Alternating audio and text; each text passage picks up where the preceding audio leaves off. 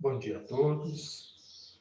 Estamos aqui em mais uma oportunidade, representando o Grupo Espírita da Prece, trazendo para as nossas reflexões, para o nosso estudo, mais um tema ligado ao Evangelho e à Bíblia como um todo.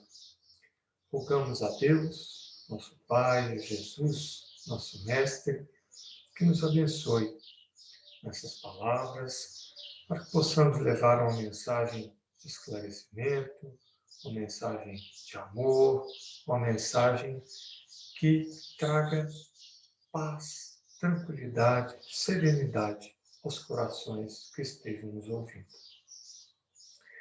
O tema que foi nos proposto hoje é que nós conversássemos sobre a reencarnação na Bíblia.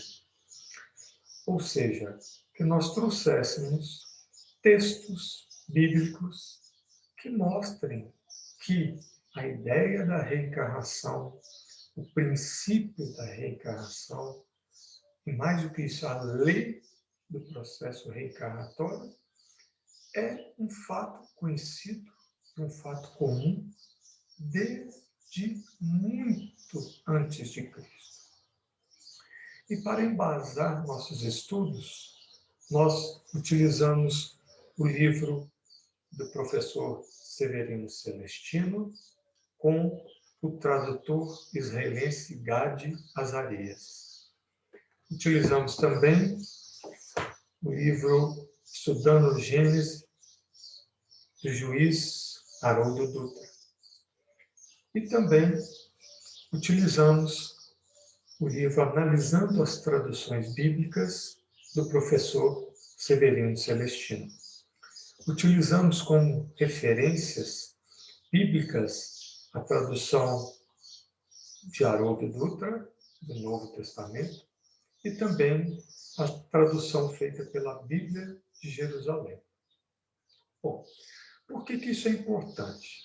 Porque nós vamos ver, e nós vamos mostrar nos slides, que existiu muita adulteração e muita interpretação errada nos escritos bíblicos.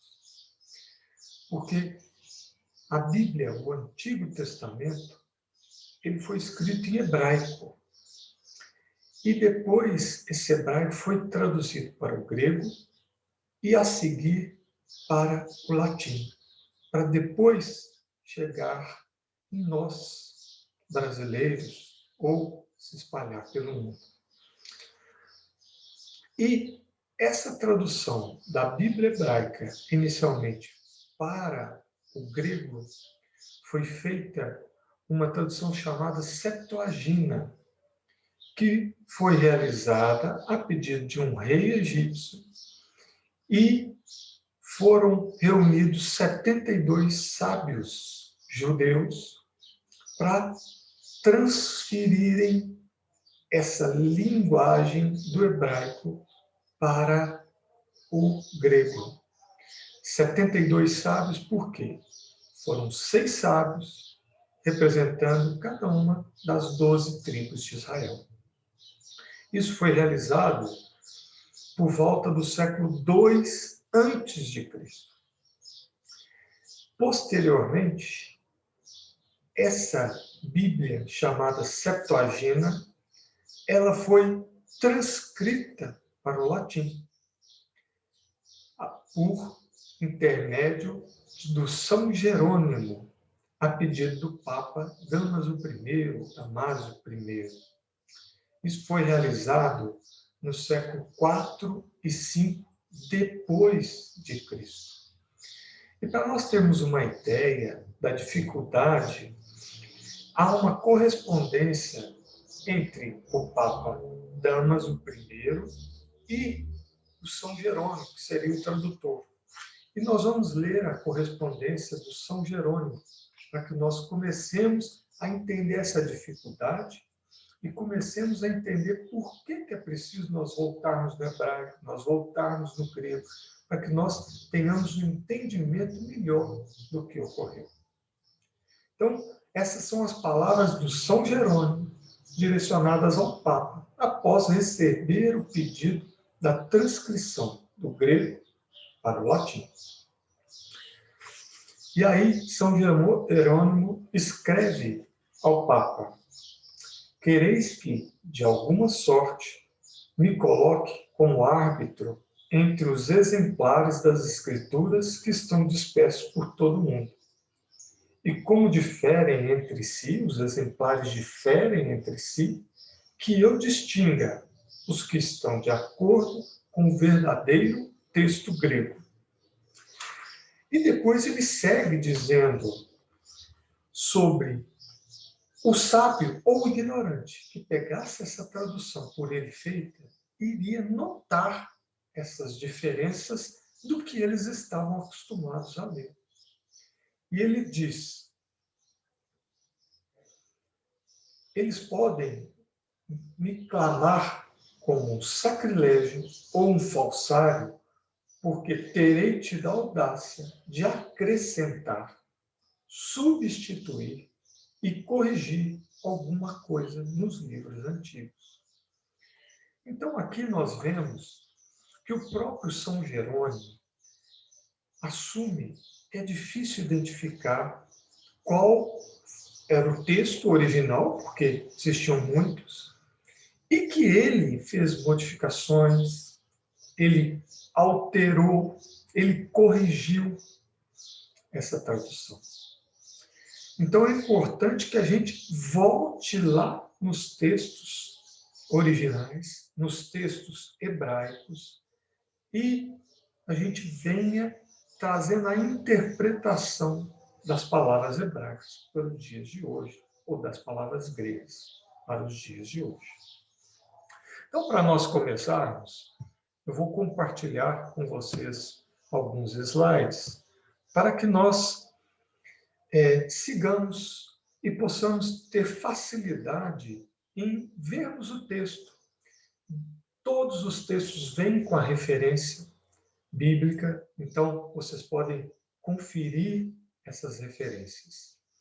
E para começar, nós vamos voltar lá no livro de Gênesis. O Gênesis, primeiro livro da Bíblia, cuja autoria é atribuída a Moisés. Nesse livro de Gênesis, ele se conecta com todos os livros das Escrituras. E já nesse livro de Gênesis, nós começamos a ver que a ideia do processo de reencarnação está inserido nisso. E aí nós vamos seguir Gênesis, capítulo 2, versículo 7, quando Deus estava fazendo a criação, usando os verbos de Deus, e aí a gente vê a frase: então, Yahvé Deus modelou o homem com o pó da terra, insuflou em suas narinas um sopro de vidas, no plural, e o homem se tornou um ser vivente. Por que um sopro de vidas? Porque a palavra em hebraico que está no texto é shaim. Shaim significa vidas, no plural, e não vida. Portanto, Deus criou o homem com o pó da terra, a parte material. Nosso corpo veio do pó da terra. E insuflou nas narinas do homem, uma linguagem figurada, nos deu o shaim, a alma. Ele insuflou em nós a alma. E aí nós nos tornamos seres viventes. Mas o shaim, vidas, para nós conferirmos novamente, a gente vê claramente que a descrição é um sopro de vidas. Então, já no livro de Gênesis, nós começamos a observar que há múltiplas vidas, já no início da transcrição. Mas nós vamos seguindo, eu vou compartilhar com vocês uma transcrição do Evangelho de João. E nós vamos fazer essa conexão da Gênese com o Evangelho de João. O Evangelho de João, ele começa já da mesma maneira que o livro de Gênesis. No princípio, no livro de Gênesis, existia. No princípio, Deus criou os céus e a terra. E o Evangelho de João, ele começa. No princípio era o Verbo. E o Verbo estava com Deus. Tudo foi feito por meio dele. E sem ele nada foi feito.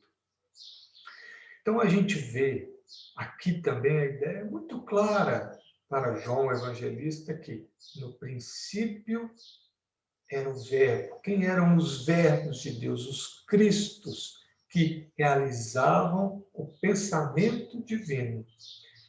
No caso da Terra, o Cristo que foi o responsável pela formação desse planeta foi Jesus. Então, no princípio, na formação, ou seja, há 4,5 bilhões de anos atrás, o Verbo já estava com Deus. Jesus já estava com Deus. E tudo foi feito por meio dele. Sem ele, sem Jesus, nada foi feito. Então, a gente vê a conexão de João Evangelista com o livro de Gênesis. Porque é importante nós pensarmos como os judeus pensavam.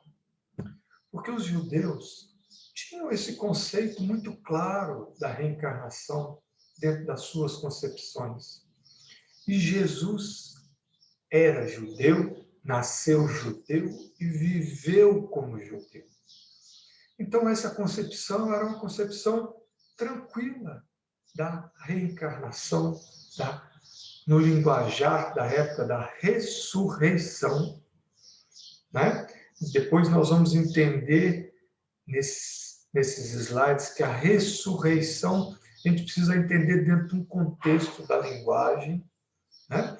Então, esse era um contexto, um conceito muito tranquilo que os judeus todos aceitavam e conheciam, exceto os saduceus, que não aceitavam a reencarnação e a ressurreição. Era um grupo dentro dos judeus, mas a imensa maioria aceitava. Então vamos voltar ao Evangelho de João e ele vai continuar a nos dizer no seu Evangelho: e o Verbo, Jesus, se fez carne e habitou entre nós. Não foi isso que aconteceu? Jesus, não, o Espírito Crístico reencarnou como Jesus e habitou entre nós. E aqui nós temos o texto grego trazido do original, onde há essa palavra que está em vermelho, que significa sarx, que é carne. E no hebraico é bassar, que também significa carne, carne humana, carne do animal. Então, aqui fica claro que o Espírito se fez carne, reencarnou e habitou entre nós. E aqui a gente traz uma fala de Jesus, pouco antes dele ser preso pelos fariseus. Jesus nos diz, em oração a Deus, nosso Pai: agora glorifica-me tu, Pai, junto de ti, com a glória que eu tinha junto de ti antes de o mundo existir. Jesus também traz a mesma informação trazida por João, que Jesus já estava com o Pai, já era um Cristo de Deus antes de o mundo existir.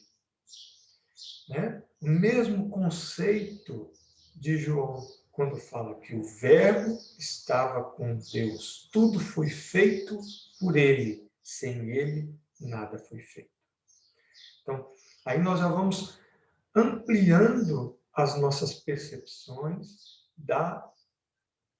do conceito tranquilo que há reencarnação e que Jesus reencarnou como o Messias prometido por muitos profetas.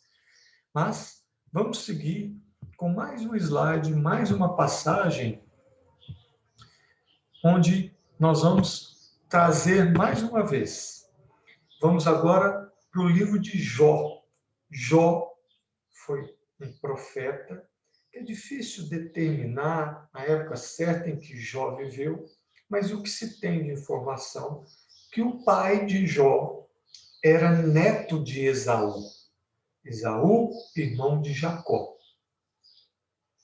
Então, no livro de Jó, a gente vê, Jó faz uma pergunta e depois ele mesmo responde. E Jó diz, pois se um homem morrer, terá um renascimento? Mas ele mesmo responde, todos os dias da minha vida, todos os dias da minha pena, eu luto e espero, até que chegue a minha troca. Ou seja, aqui é um termo hebraico que chama shalifit. Shalifit significa em hebraico uma nova vida, minha substituição. Então, o que Jó estava falando? Que todos os dias da minha pena eu luto e espero, até que chegue o dia do meu renascimento, da minha nova vida. Shalifit, trazido por Jó. Mas ele nos traz mais uma informação ainda mais contundente. No texto de Jó, está escrito, e Deus não me tratou de acordo com a minha culpa. Salvou minha alma da sepultura. Veja bem que ele não disse que salvou o corpo, salvou minha alma, porque Jó sabia que o corpo é pó e o pó retornaria para a terra. Mas salvou a alma, a essência do ser. E a minha vida se inunda de luz. Depois que eu sou retirado do pó, que eu deixo esse corpo e retorno para uma vida espiritual, a vida se inunda de luz. E ele chega e diz, tudo isso faz Deus 2 a 3 vezes ao homem. 2 a 3 vezes. Trata-se de um número simbólico do povo hebreu, que quer dizer inúmeras vezes, quantas vezes forem necessárias. É um número cabalístico, como os 70 vezes 7 que Jesus disse a Pedro, quantas vezes deveríamos perdoar o nosso irmão. Então Jó usa, tudo isso Deus faz 2 a 3 vezes ao homem, para tirar sua alma da sepultura e iluminá-lo com a luz de vidas. Shalifit.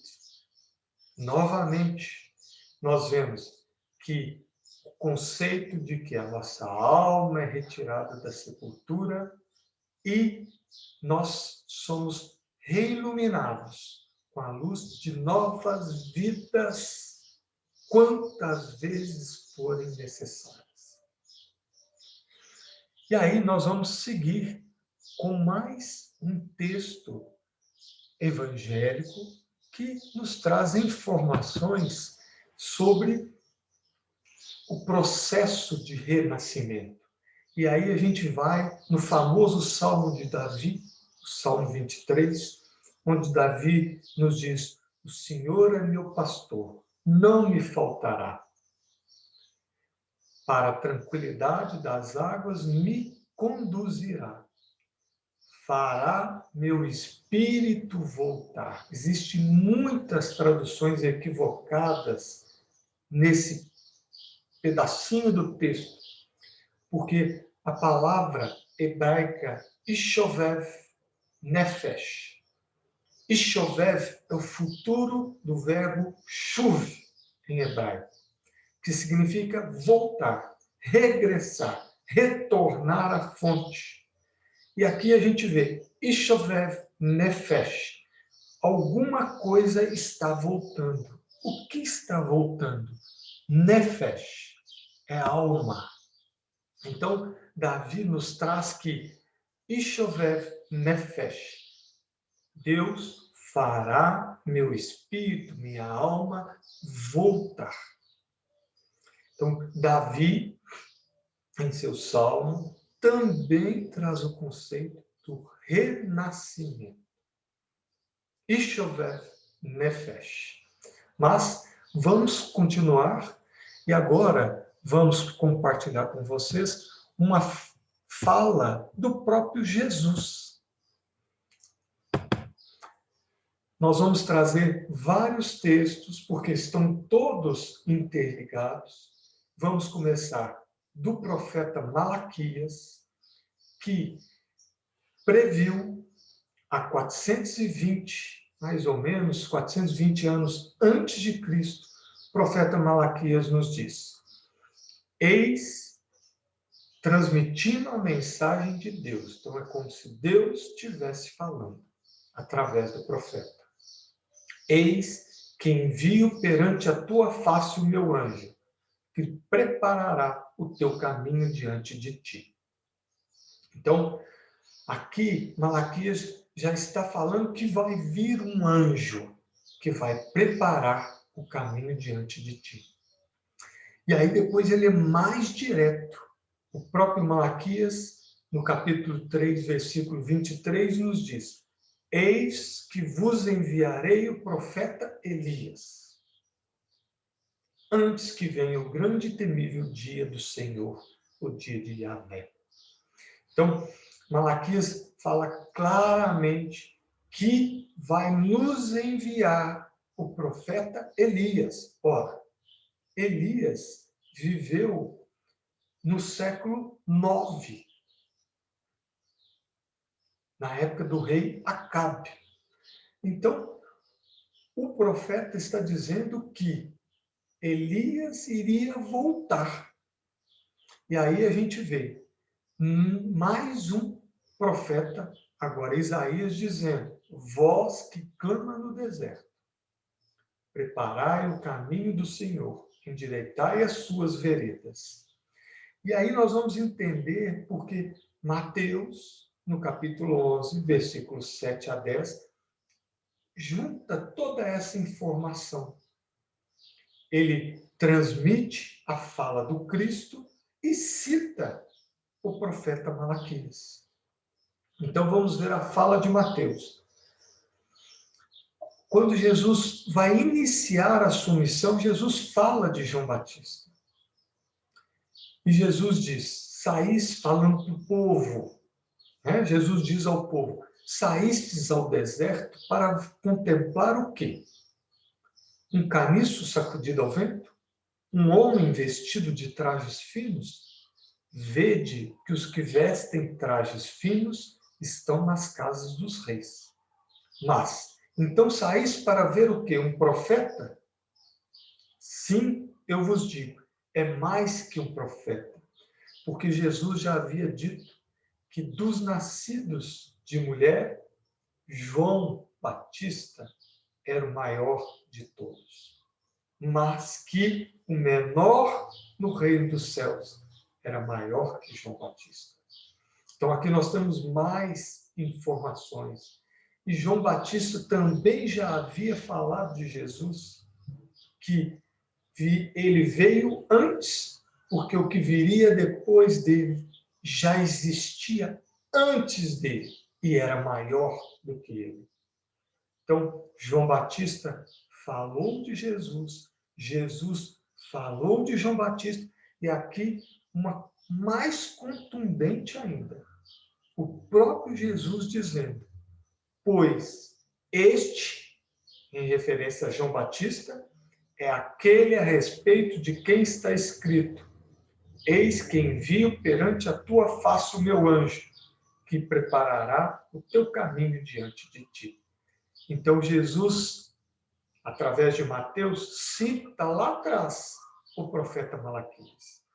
E não contente, ele continua e fala com todas as letras, pois todos os profetas falaram até João Batista, até João. E, se quiserdes aceitar, ele é o Elias que haveria de vir, que havia de vir. Então, a gente vê Malaquias dizendo: eis que vos enviarei o profeta Elias. E o próprio Jesus dizendo: e se quiserdes aceitar, esse é o Elias que havia de vir. Então, aqui a gente vê o próprio Cristo trazendo a informação de que o profeta Elias reencarnou com João Batista. E isso foi previsto pelos profetas Malaquias e Isaías. Isaías há 700 anos antes de Cristo, Malaquias há 400 anos antes de Cristo. E depois Jesus vem e fala: o Elias veio como João Batista, se vocês quiserem saber. Mas aí a gente complementa essa informação com mais um diálogo, mais uma fala de Mateus. E é uma pergunta interessante, porque os próprios discípulos de Jesus fazem para ele. Logo depois da transfiguração, que Jesus, Pedro, João, Tiago desce do Monte Tabor, eles perguntam para Jesus: e por que razão os escribas dizem que é preciso Elias venha primeiro? E Jesus responde com muita tranquilidade: certamente Elias terá de vir para restaurar tudo. Eu vos digo, porém, Elias já veio. Jesus confirma a informação anterior, que o Elias já veio. Mas vocês não o reconheceram, porque o povo saía no deserto para ouvir João Batista, mas não haviam reconhecido nele que era o Elias, que foi prometido que era o enviado de Deus, que seria o enviado de Deus, como João Batista, para anunciar a presença do Messias, que era Jesus. E aí o próprio Mateus nos diz: então os discípulos entenderam que Jesus se referia a João Batista. Mais uma vez, claramente, Jesus falando que João Batista foi a reencarnação do profeta Elias. E nós seguimos com mais uma passagem do Evangelho, do próprio Mateus, onde há uma pergunta muito interessante, porque essa pergunta só teria sentido se o conceito da reencarnação fosse um conceito conhecido e tranquilo. E o próprio Jesus é que faz a pergunta. Jesus pergunta aos seus discípulos: quem dizem os homens ser o filho do homem? Então Jesus pergunta aos discípulos: quem dizem os homens que eu sou?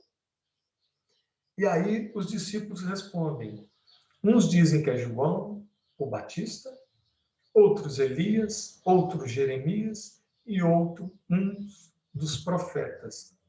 Então a gente vê que Jesus faz uma pergunta que deixa muito claro que a reencarnação existe. O que dizem os homens ser o filho do homem? E os discípulos entendem com tranquilidade. Uns dizem que é João Batista, outros dizem que é Elias, outros dizem que é outro profeta. Então a gente vê que esse é um conceito tranquilo, ponto pacífico entre os judeus, entre o berço, né, do cristão. O cristianismo surgiu em um berço judaico. Mas vamos compartilhar mais um diapositivo e agora uma conversa fantástica de Jesus com Nicodemos. Porque é importante nós entendermos que o próprio João fala que Nicodemos era um fariseu notável, no comecinho do diálogo. E a gente vê que Nicodemos é de uma deferência muito grande a Jesus, quando Nicodemos chama Jesus de rabi, que quer dizer mestre. E aí Nicodemos diz a Jesus: sabemos que vens da parte de Deus, como mestre. Pois ninguém pode fazer os sinais que fazes se Deus não estiver com ele. E Jesus vai responder a Nicodemos: em verdade te digo, quem não nascer de novo. Algumas traduções trazem quem não nascer do alto. Mas nós vamos ver que, pela resposta de Nicodemos, não há sentido em nascer do alto, e sim nascer de novo. Então, a tradução correta é, na fala de Jesus, quem não nascer de novo não pode entrar no reino de Deus. Porque Nicodemos responde, como pode um velho nascer de novo? Entrar novamente no ventre de sua mãe? Ou seja, o nascer do alto não combina. Porque Nicodemos entendeu que Jesus disse nascer de novo. Porque ele traz uma nova pergunta, dizendo, como pode um velho entrar no ventre da sua mãe para renascer? E Jesus responde de uma maneira fantástica para Nicodemos. Jesus diz a ele, o que é nascido da carne é carne. O que é nascido do Espírito é Espírito. E aí nós vamos lá na Gênesis trazer a conexão. Nós vamos retornar ao pó. É a mesma informação de Jesus, que é nascido da carne, é carne, vai retornar ao pó. O que é espírito, é espírito. E Jesus termina de uma maneira que não deixa dúvidas. Ele termina dizendo, não te admires de eu te dizer, necessário vos é nascer de novo. Então, aqui não tem meias palavras. Jesus diz a Nicodemos, é preciso que vocês nasçam de novo. É preciso que todos nós nasçamos de novo. Para que nós tenhamos uma nova oportunidade. E Jesus diz isso a Nicodemos. E termina dizendo, em verdade te digo, vos será necessário nascer de novo. Nós vamos precisar voltar, enquanto espíritos imortais, em um novo corpo, para novas vivências, novas experiências.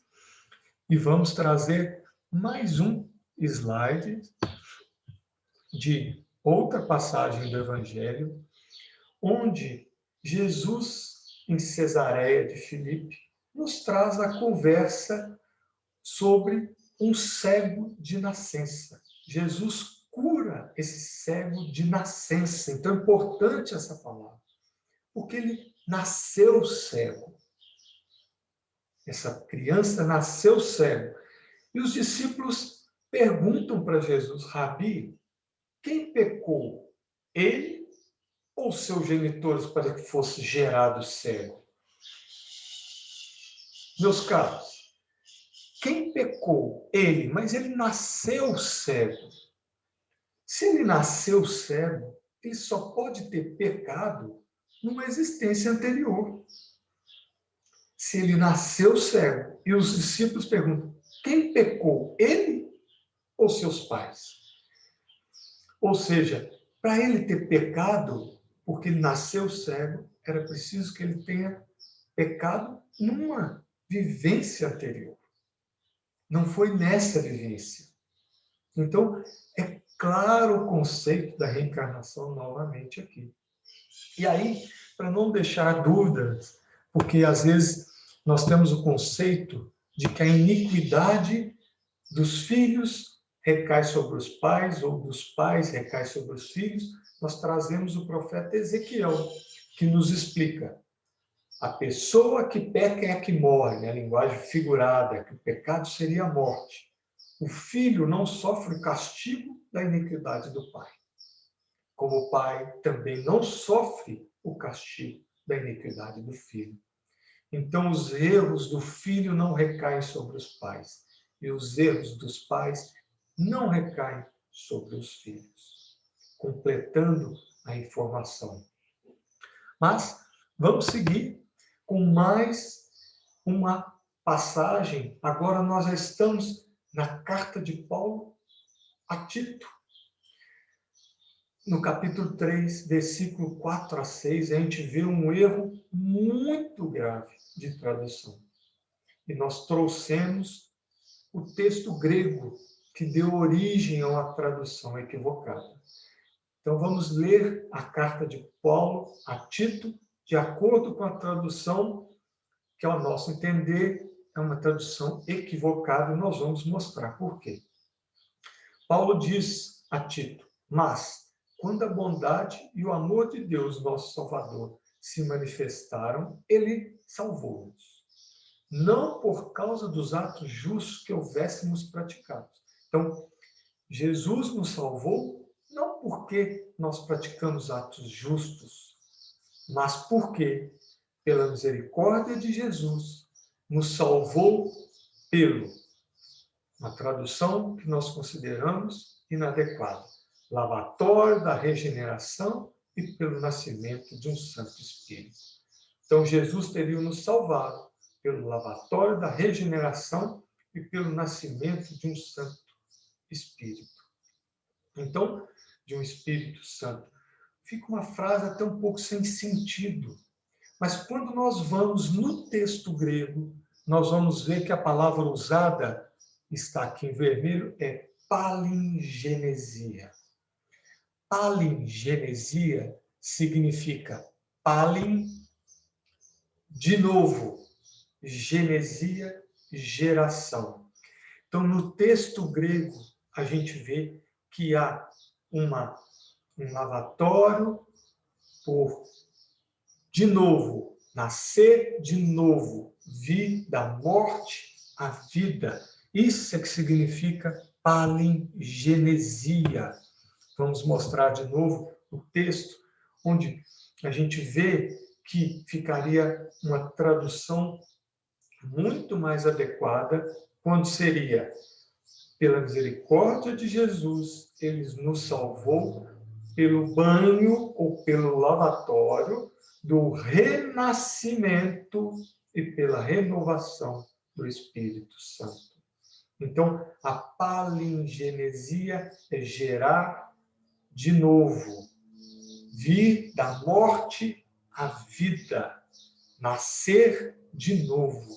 Então, a gente vê aqui agora com Paulo, o grande Paulo de Tarso, o conceito da reencarnação como um mecanismo de nós nos lavarmos, ou seja, nós nos purificarmos através do nascer de novo, do vir da morte para a vida.